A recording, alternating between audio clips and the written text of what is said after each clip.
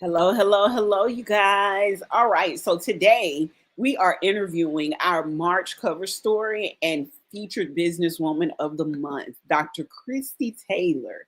Dr. Taylor is the founder of WORxK Solutions LLC. She is redefining career development and workplace resilience with a background in higher education and a passion for helping individuals and organizations thrive. Kristy has dedicated her career to empowering professionals to build meaningful, resilient careers. Through her innovative approach, she integrates career coaching with recent and local initiatives, helping individuals navigate career transitions while fostering diverse workplaces. As she declares 2025 her year of resiliency, Kristy is leading the charge in ensuring professionals and organizations embrace change, growth, and the power of reinvention. So, without further ado, hello, Dr. Kristy. Hey, Miss Cammy, how you doing? I'm awesome. How are you today? Man, I am fabulous. I was just thinking about how you just introduced as 2025 as my declared year of resiliency, and I thought, well, isn't that ironic? Okay. Listen, since you said that, I'm gonna go ahead and open the door. You've declared 2025 your year of resiliency. What does that mean for you and your business? Well, look, I always have focused on workplace resiliency and not just being a career coach who focused on those transactional components of career services. When clients come to me, they often just want a resume, cover letter, but I actually take time to sit down and talk to them and really focus in on what is it that they truly, truly need. Sometimes it's deeply rooted, right? Mm-hmm. And they may be saying, well, I can't get the promotion, I can't get the job, or I'm having trouble getting to my next level.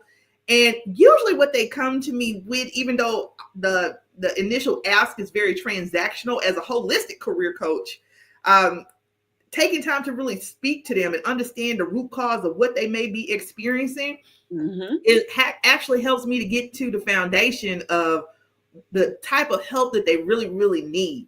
And through that process, I'm able to help my clients become more resilient and begin to really find their success and be at peace with their career experiences. Now, you actually, this interview is taking place at a great time because I'm in a point of transition myself. So by the time this interview is aired, if you are part of the federal workforce or contracting workforce, you may find yourself in a transition. And the great thing about being a career coach is that is experienced in this process, although it is difficult to go through it, is that when I'm speaking to clients that have also experienced, I'm actually, it's a shared mutual feeling, right? And understanding because I've been through what you've been through. Now, when we set this up, Cammie, a while back, right? Yeah. And so we set this up well before 2025. And I said, well, 2025 is going to be my year of resilience. It was supposed to be the year that everything came together. Who's to say it won't come together? But I planned a year of beauty pageants, travel, and business. Right? I didn't realize that at that point that I would be a part of the experience. But I think that everything that we go through as individuals and even as coaches and leaders, it helps us to become more resilient. Absolutely. Now, what inspired you to start WORxK Solutions?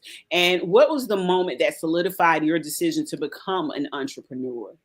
Okay, so WORxK Solutions started actually in 2016. I had a business that I was building called HECA, Healthcare Consulting.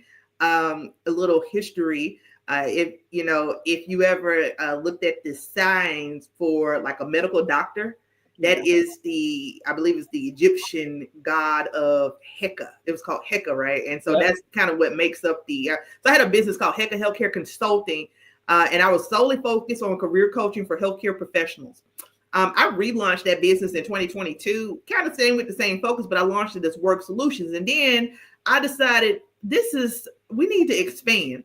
We need to do something for the greater good. So I kind of switched my slogan and focused on being the prescription for career success, being the prescription for change. I've always been an entrepreneur. That I've always had that entrepreneurial spirit. But over the last year and a half, really is where you've seen me really focusing on expanding the WORxK Solutions brand to be this social impact focused prescription for career success type of model where we're helping all of these individuals and change makers to really continue to have an impact. I can keep talking, but let me let you ask me the next question. No, I was listening. Listen, you were giving us some information. Now, what is the biggest challenge that you face when starting your business, and how did you overcome those things? It really is that transition piece, right? And I'm still experiencing that growth. It's one thing to open a business and you go, well, I'm going to serve my customer base. And I mean, that's what I did for almost 6-7 years, where I had this customer base of people coming to me from third-party sources, and it was just me, right? And so the money that I made and the operational expenses were low. But when you make the transition, you have to choose to really invest in yourself, and you have to take a shot on yourself, right? And that could be a challenge. I mean, I'm still experiencing that growth phase, but I know it's going to get there. I mean, in 2024 alone, I worked with over 70 speakers doing social impact events. That's even how we met, Kimmy, right? Yeah. And so, no, that was in 2024 that I worked with over 70 speakers. So that was just our first year saying, hey, we're going to expand. Did not have that on the radar. So when you talk about the challenges, it's just experiencing those growth spurt, where is it in terms of your growth and your true identity? I think that part of the initial expansion for us, really the challenge there too, is really figuring out the branding and the audience, because we were already WORxK Solutions, right? Yeah. And just figuring out how to make that pivot and really get our programming going. So now I had initially had a kind of a sub brand called Career Coach RX, and that was getting super popular. But I was like, nobody actually knows us as WORxK Solutions. So it was difficult for me to pull that back and merge it all under one brand. But after a while, we were able to relaunch the Career Coach RX component as actually our signature coaching under the WORxK Solutions brand. So I think that for any entrepreneur, really figuring out your branding and your target audience and where you're going to go, especially if you're deciding to expand and recognizing the cost that's going to be associated with that. I love that. I love it. Now, you've had an impressive career in higher education. How has that experience shaped your approach to leadership and business? I'm always an educator first, no matter where I am, what I do. Career coaching is a little bit different from life coaching and other aspects of coaching, because career coaching, you actually play a couple of different roles. You play advisor, you play coach, you play consultant. So advisor, coach, consultant, versus in traditional coaching models where you just kind of asking questions and guiding them to the process of decision making. There are different points as a career coach where, as in the terms of advising, where I'm both educating and advising, like, here's what you need to do and go. And then I'm also playing the role of consultant. And then there are times where, then this is why I'm also a mindset coach, where I've had to really be that coach, right? And help guide along. Education is no different. In the field of education, I've been both the teacher, I've done the administration and leadership part. And I really kind of had to play all three of those roles similar. So I bring a lot of that experience in terms of training and development and education into my own business, into the fold of how I work and connect with clients, or how I support organizations. Okay. I love that. Now, let's talk about how you balance the demands of running your business with your personal life. How does that work for you? So here's the thing. I run my business. I still work a full-time job. I'm still in the military, and I have a personal life. I put my life into buckets. All right. Yeah. This is how I kind of balance it out. Now, realistically, in trying to run a business and build, it almost seems to be no balance, right? Yeah. But I just have times where I have to just cut off and just be. But in terms of how I manage those processes, I put my life into buckets. So I do work a full-time job. So in that full-time job, my role is to do that role and be in compliance with that. The same with the military. But in my own space as running my business, I have the freedom to do what I want. So I can make the schedule with the time I have left. I can make the schedule that fits me. I have price points that fit me and bring income to the business. And then I block off. I said this year specifically, I make it a point to, and this it just so happens to be this weekend, block off at least 1 weekend a month where it's just like I can reset. Okay. You know what I mean? Where I can reset. So you have to take that time where you can reset and refocus. Okay. Now, your mom, Miss Sharon Essex, played a huge role in your entrepreneurship journey. How has her influence shaped your path? My mama is like the ultimate entrepreneur because look, I remember when I was younger, I think she tried to go to cosmetology school about 3 different times. Okay. But she was so determined. She did just such an excellent job she retired from the state of Mississippi when she was 48 years old. She already had about 29, 30 years in. She started her job where she didn't quit. She worked hard, but in that she raised us, my sister and myself. We had a lot of support from family, but she didn't stop pursuing her goals. I remember her doing this when I was younger. She didn't get a chance to finish. I think she attempted to do it somewhere in my maybe preteens, but then in my teenage years, she was like, Kristy, I got to go back and finish school. And I need you to babysit your sister and watch out for her, right? Yeah. It was a family affair. Let's say it like that. It was a family affair, and we were supportive of each other. And I saw my mom build her business. I saw my mom work her job, still be there to support us. She retired at 48 and then went on and she's been in her beauty salon, Jazz's hair salon, ever since. I mean, I'm 42. I have no clue of no path to retirement at this point. So I think that coming from where we came from and the experiences that we've had, she's something to look at, right? Somebody who didn't come from an easy background, but who stayed consistent and focused and stayed the course. And she was able to build something for herself that was sustainable. And so my entrepreneur spirit, I get it from both my mom and my dad. But truly, my mom has been an inspiration for me in the path that I've decided to follow. I love that. Listen, it's one Black woman to another. Your mama just passing it down to you, making sure her daughter stands just as strong and just as self-resilient and self-sufficient as she did. Yeah, I want to say something about my mom. I think that it's relevant. I remember when my mom first opened her own beauty shop. She worked in that shop for years. And there was a shoe place next door, and one of his machines blew up. And my mom just had happened to walk outside of the building at that moment to do something, and it blasted right through her wall. It burnt off the entire beauty shop up. That's God right there. Let me tell you something. Within 3 weeks, that woman had a new shop and was open. And I'm talking about. Go ahead now, mama. Go ahead. So we talk about resiliency.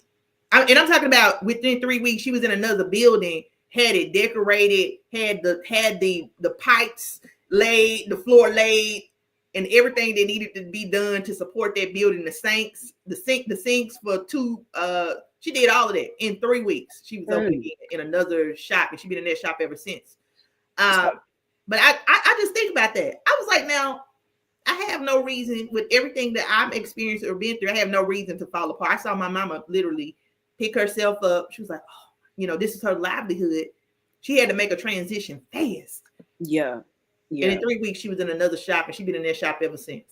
So I'm just saying, I watch us as a people, and we have like a high level of resiliency, Black people, right? We have a high level of resiliency, but to be able to watch somebody to do that, that's standing right next to you, that's leading you, it's something to inspire. Because oftentimes we look for millionaires and billionaires and people that to aspire to be. But honestly, if I could just be half the woman my mama is, I'm gonna make it. I know that I'm gonna make it.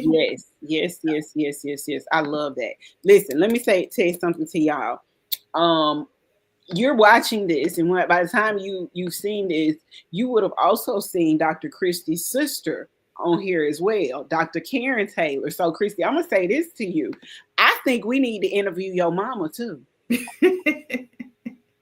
I'll see about that. Yeah, you got to tell her she can't. This a generational thing. Like, she need to get on here and talk about how she raised such dynamic daughters to go out here. Y'all went out. Not only did you open your own business, but you went out and got education as well. With no money. Yeah. You and your sister have doctorates. She's a doctor of physical therapy. You are a doctor of public health. Like, come on, Kristy. We got to give your mama some praise on this. Okay. Yeah, I'm very proud of where we came from. I think people think it does take a village. Like, I was very blessed. Because here's the thing, and I know we're supposed to be talking about business, but I mean, But that's a part of how we need to talk about history too. Yeah. I'm 42 years old. And people think as they roll back the clock on us that, I guess we're going to talk today. Because if people think that they roll back the clock on us, oh, well, this was in the past. I graduated high school in 2001. I could get off the bus at my grandmother's house in one town, or I can get on the bus at my grandmother's house in one town, and then get on the bus at my mom's house in another town. There were two different cities, two separate school districts, but we were still being bused to meet racial quotas. Okay, yeah. That was 2001. I talk about that too. And I'm like, I don't even think that people that were in my school district, if you weren't Black and from those areas, really even knew what was going on. I'm definitely sure that they were not aware that they were picking up students and branding them and bringing them into Pearl because they were meeting the segregation quotas, right? Yeah, that's what happened. That's what happened to me. As a young girl from elementary school all the way to high school, there was literally my grandmother lives in Metro Atlanta, in the city of Atlanta. Anybody who's watching this, if you know where East Atlanta is, that's where I grew up. There was literally a school up the street from my grandmother's house that all of my cousins went to. But because I excelled on certain tests, they bused me from the school in our area to the schools in other people's areas to keep their segregation and racial quota what it is, but to also keep their test scores high too. So I, like you, used to get on not a school bus, but on public transportation. So I would catch the school bus in the morning, but I would sometimes have to catch public transportation in the afternoon as a kid, coming from one area to another, because we had to reach their racial quotas in that area, and we kept their school scores high. It's very interesting because people are like, well, that's the past. But I mean, this is our generation. Yeah. And I graduated from high school before you did it. You made me feel so old when you said it. Like you said I graduated in 2001. Girl, I had a child. We ain't that far apart, Kimmy. So it's just, I graduated in 1998. Okay. You ain't that much older than me, but I just want people to think about that though. All of this stuff is happening around us, and it's like, well, that's the past. When you come from a privilege, any inconvenience can seem like that you are being that you are losing power, or that you're now the minority, right? But I'm just saying that it hasn't been that long, and as much as apolitical as I am, I do think that people do need to hear some truthful experiences about this. This is what is happening. So yes, I'm very proud of how we were raised in terms of where we came from and what we were able to become. Very proud of that. I'm proud of you and your sister. I'm so grateful to have had the opportunity to meet both of you all. So that's one thing. And that's why I said we have to get your mom on here. And even though she may not want to, we just got to give her roses and her flowers just for saying, hey, mama, look at what you did. You have raised some really dynamic daughters who are out here really making strides in the community, and not just in their own community, but in the world, period. Yeah. So your mama, as another Black woman, passed that down to you guys, and she made sure that you not only had that entrepreneurial spirit, but you had the mindset and the forethought to go out here and get an education to support whatever it is that you wanted to do. Exactly.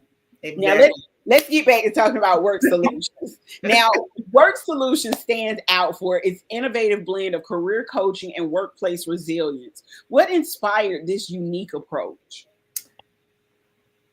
I was always a career coach, but we've all had bad jobs. Yeah. And so I'm just like, as a coach, what can I do? Especially because I have a background in training development, organizational development, and leadership. What can I do to really make an impact? I am trained as a rational motor behavior therapy coach, and I focus on using cognitive models to help shift mindset and change. And like, how do we apply that to the workplace? And even with I was just, we were just speaking before, even with DEIA being challenged, it's like, how do I make this move where I can still continue to do this work, right? I'm having to adopt my practices so that my business won't shut down, but at the same time, still being able to continue these conversations and leverage the content or the information and research from those practices to still move organizations forward. But honestly, it just comes from, as somebody with a background, my bachelor's degree is in HR, with a background in HR and leadership, just really understanding, like, look, I've experienced not so great and not so healthy work environments. I mean, imagine, we're supposed to get 8 hours of sleep per night. You're at work 40 hours a week, 8 hours a day. It's only 24 hours in a day. So 16, if you follow the model example, 16 hours of your day is gone already, right? So who wants to get to work and be miserable? So I really think that I really try to focus on career coaching and supporting leaders in building resilient organizations through inclusive practices. Because no matter what, that doesn't change. You have to have diversity and perspective and experience to round out your teams. Yep. You also have to be able to lead people through change in difficult situations and circumstances as a leader. In the social impact sector, those of us who are committed to make a difference, whether it's community engagement, you're doing some type of social impact, we suffer from what is called burnout, passion fatigue. It's not just burnout, but passion fatigue. So burnout is one thing because anybody can tire themselves out, right? But when you're doing heart-centered work where you're committed to really making a difference and you have a true passion for what you're doing, that's tied to your emotions in a different way. Burnout already affects you in one way. It can impact your quality of life, but when you feel the burden or carrying the burden of the work that you're doing because you know that it's having a global impact, and you take so much responsibility to your core, it's really important that you have a healthy workplace environment, because it's really important also that you know how to leverage and balance your mindset to have to be able to disconnect from that sometimes, right? I want to just say this. Those of us in the Black community in particular, we often feel like the work that we do, it's not just I have a doctorate degree or I have a master's degree, whatever I got, I can have a TIC certification. If I'm doing something to make a difference, we often feel like that we carry the burden for an entire race of people. Yeah. And I used to say, you don't carry that burden. You're only responsible for you. But in these days and times, we are our sisters. We may not be our burden. Yeah, but we carry that burden now. So you have to figure out how you're gonna have the best impact on your people in your community. Yeah. Because after this all damage is done, we're gonna have to be here to rebuild. It's funny that you state that, because that's actually what my next question is in reference to. As a Black woman, how has your identity influenced your entrepreneurial journey and business growth? I'm very apolitical because I want what's best for my people. I want what's best for everybody, period. I'm always going to be doing work that's going to impact my community. You know that I run the Strategic Alliance for African American Female Entrepreneurs. I started that with the mindset that, hey, we need a community, a safe space for Black women as business owners. But I have found that most of the work that I've done there hasn't even focused on business. It's really about, because I think I was one of your speaker on there, and we really talked about just, things that we as Black women face, period. My topic was thriving after trauma. So, I think there's so much more that you offer with that space. Yeah. It's really barely been the business focus. That was my intent, right? Yep. But the focus really has been on helping us to heal. That's what they asked for. That's what they wanted. That's what they needed a safe space for. Yeah. I am a supporter and champion of all people. And I think that the way that I have come across and being able to engage and connect and bring everybody to the table and offer them a safe space, with it I've never had an issue. Well, I have. I mean, I get comments like everybody else, but ultimately I've been able to function in and out of spaces because I'm supportive of everybody. I'm champion of everybody, but I've always been clear, like the safe space. This is a space for Black women. You can join. It's still for Black women. So when we come, we talk about stuff for Black women, right? Black women, so I think as we face possible challenges to some of the stuff that we're doing, that our missions don't change in terms of what we do. I've always been a champion veterans, champion women, champion people with disabilities. I've always been a champion of everybody. And that has allowed me to go in and out of different spaces and be supportive. So I do heart-centered work. And that's what propels me. That's going to keep propelling me. as we continue to move the flag forward. Yeah, yes, I get it. So let me ask you this: what is one piece of advice you wish someone had given you when you first started your business? I wish somebody had really given me the advice on what the potential could be. So many of us as entrepreneurs, as Black people, we say we start business, but what you really have is a side hustle.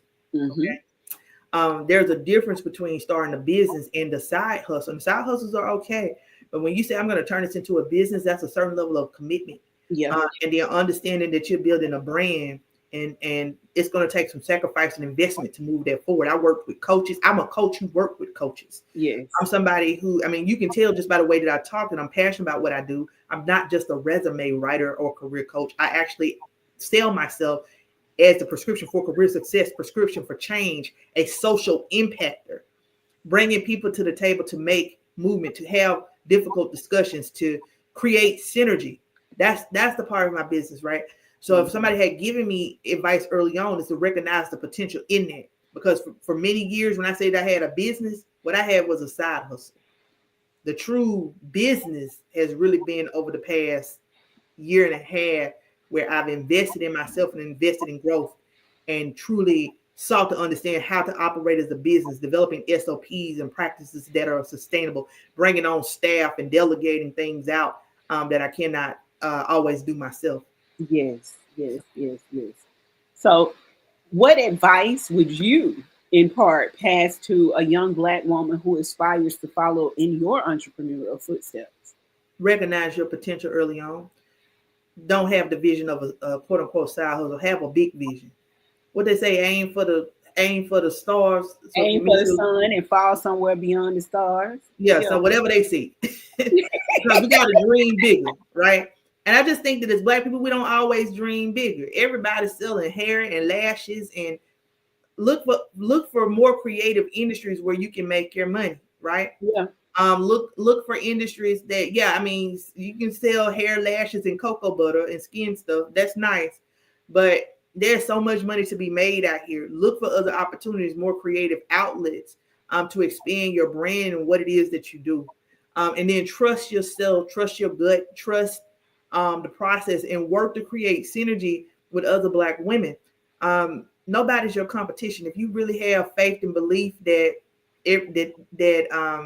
that something is for you, then there's nothing that's going to stand in your way. You don't got to knock over your sister to move them out of the way to make room for yourself.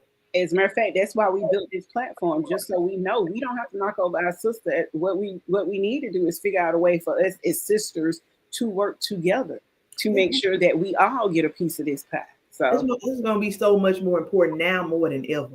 Yeah, we got to work together. You can't see your sister as a threat because, oh, she got more education than me. There's always something I don't know.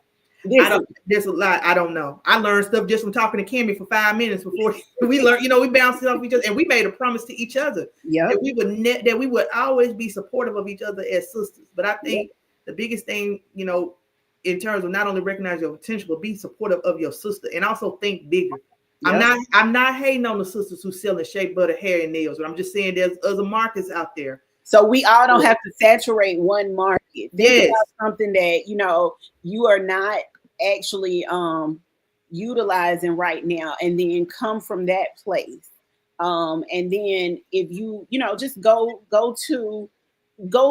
think outside the box. Think about what your side hustle is right now and how you are actually being in that side hustle, and then let's start from there. Go from there. Jump into it from there. A true business is an answer to a problem. You are the solution to a problem, right? Yes. Mm-hmm.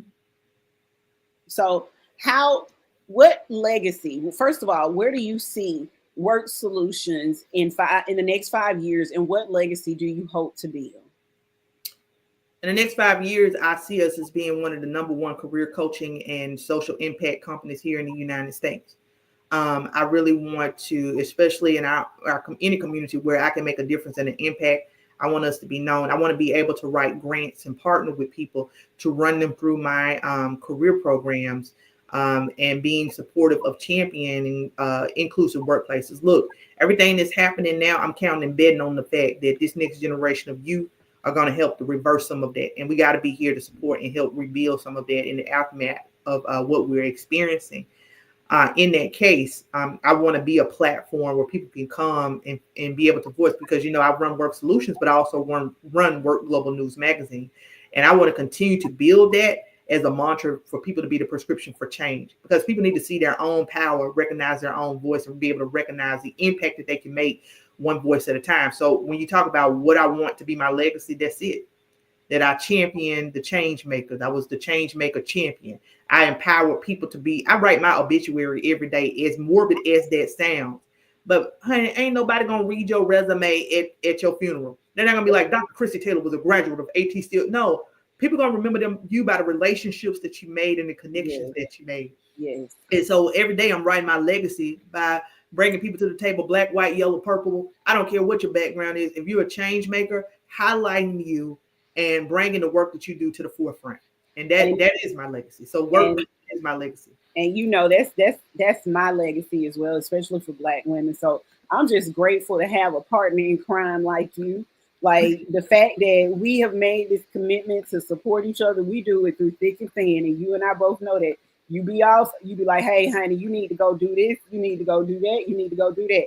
If I call you, be like, hey, let's pull it together. Let's do this. Same thing. You do it for me too. I mean, I've had my days, Kimberly, you know, obviously, even, you know, by the time this air, hopefully I won't be experiencing that. But I mean, I've had those days where you had to come. Sometimes entrepreneurship is hard. Transitions is hard, right? So if you're listening to this, understand that at this point, when we're recording, by the time this airs, right? Yep. I'm a coach who's experiencing transition, but I think that when we talk about resiliency, 2025 is a resilience, because you got to be able to talk the talk and walk the walk of the things that you preach. Yes, and that means that you have to get up. I've done. If you're experiencing a challenge like transition or going to your next job, you got to do 1,000 things. You gotta get up. You got to do 1,000 things to keep all the balls in the air.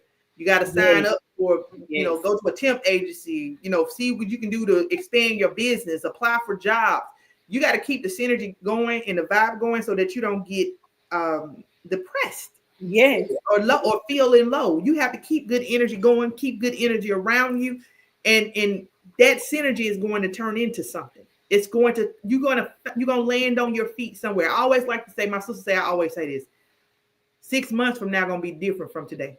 Mm-hmm. And I'm going to just tell this one last story. I remember when 2016, I was experiencing just peril.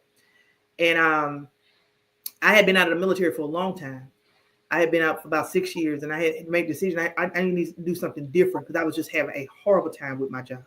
Mm-hmm. And so January 16, 2016, I woke up and I went to MIPS. And at 3, I still got this email that I sent to her 7 years ago. I woke up and I went to MIPS, and I said, 6 months from now, it's going to be different. Like 3 o'clock in the morning, I'm just crying and I'm emailing, because she was having a challenge at that time too. Her daughter, you know, the older sister got encouraged. Got to be there. That's what I'm saying. Y'all whole family. So I go to MIPS, and I'm in process and re-enlist in the military. And I show up at the base March of 2016. And I show up at the base that weekend. People who never knew me, didn't even know who I was, said, hey, we having a commissioning board for officer. You a doctor? You need the commission, sister. You know, like all these people I meet. I'm like, no, I just got back. I mean, I just walked in. By that Sunday, I was game. I was like, okay, I don't know what I'm doing, but let me do it. Let me tell you. What, January, by June, I had a commission in the military. So when we talk about looking different in 6 months, when you experiencing challenges, then that commission changed my life. You know, I became an officer in the military, and I've been able to make a difference in the lives of so many people.